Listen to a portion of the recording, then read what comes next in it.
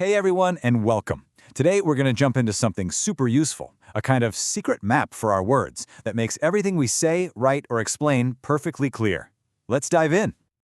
You know that feeling, right? You're so excited to explain how to beat a level or tell a story about your day, but the steps get all jumbled and your friend is just staring at you completely lost? It's so frustrating. But what if there was a simple trick to prevent all that confusion? Well, guess what? There is, and it's called sequence structure. It's a really simple but powerful idea. You just organize information in the exact order that things happen. Step 1, then step 2, then step 3. It's also known as chronological order, and trust me, it's the key to making sure people get what you're saying every single time. And the cool thing is, you can use this for just about everything. Explaining a recipe? That's a sequence. Telling a friend about a movie you just saw? Yep, also a sequence. Giving someone directions to your house? You got it, it's a sequence. It's like this all-purpose tool for making things make sense. Okay, so how do we actually spot this structure when we're reading something? Well, every good map has signposts, right? In writing, we call these signal words. Let's learn how to become detectives and find these clues. I'm going to read this little paragraph out loud. As I do, listen really close for the words that act like guideposts, leading you from one step to the next. Ready? First, gather your tools. Then, open the container carefully. Next, measure the liquid. Finally, record your results. Did you hear them? And there they are. First, then, next, and finally. These are our signal words. They're like bright, flashing signs on our map, telling us exactly which way to go. When you see words like these, you know for sure you're looking at a sequence. And hey, that's not all. There are a ton of other secret clues you can add to your detective kit. Words like before, after, later, second, and now. They all do the same job of putting things in the right order. The more of these you know, the better a map reader you'll become.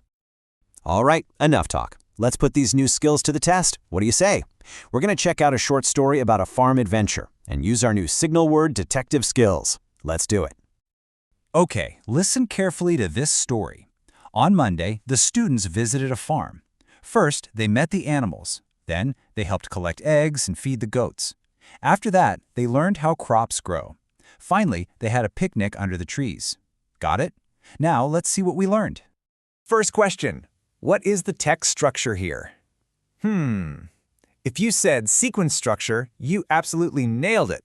The author is just telling us what happened during the day in the order that it happened. Simple as that. Okay, detective time. Can you find the 4 signal words they used in that story? Let's see. We've got first, then, after that, and finally. Awesome job if you spotted all of them. And for the final test of our map reading skills, what happened right after the students fed the goats? The story says, after that, they learned how crops grow. See? Those signal words make the order of events perfectly crystal clear, no confusion. So we've figured out what sequence structure is and how to use it, but let's zoom out for a second and ask a bigger question. Why is order itself such a powerful idea, not just in our writing, but in how we think and live? This whole idea of a sequence even applies to how we communicate. Just think about this. First, you pause, then you plan. After that, you speak with care, and finally, you're heard.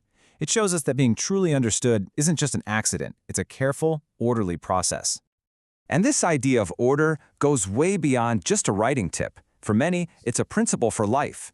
This verse from 1 Corinthians suggests that everything should be done in a fitting and orderly way. That can apply to how we organize our rooms, our days, and of course, how we share our thoughts with others. And if you want a really powerful example of this in action, check this out. One of the most famous stories ever, the story of creation in Genesis, is a perfect example of sequence structure. It's told in a clear, step-by-step order, day 1, then day 2, all the way through. It kind of suggests that order is this fundamental, maybe even divine, principle. So here's the truth to really hold on to. When you take the time to put your thoughts in a clear order, you're doing more than just sharing facts. You're making it easy for someone else to follow your message, to see your point of view, and to really connect with what's in your heart. This whole concept of clear, orderly thinking, it really gets to the core of why we're doing this. We're all about learning with a purpose. It's not just about cramming our heads with more information. It's about using that knowledge to think better and communicate better. See, our mission here is to connect learning with character. We believe being smart isn't enough. We also have to make good choices. And learning skills like clear, orderly communication isn't just about getting a good grade. It's about building a better character, focusing our minds on good things, and finding peace. So I'll leave you with this question to think about. You've got amazing stories and important ideas to share. So what story will you tell today? And how will you use the power of order to make it not just clear, but true and powerful? Thanks so much for joining me.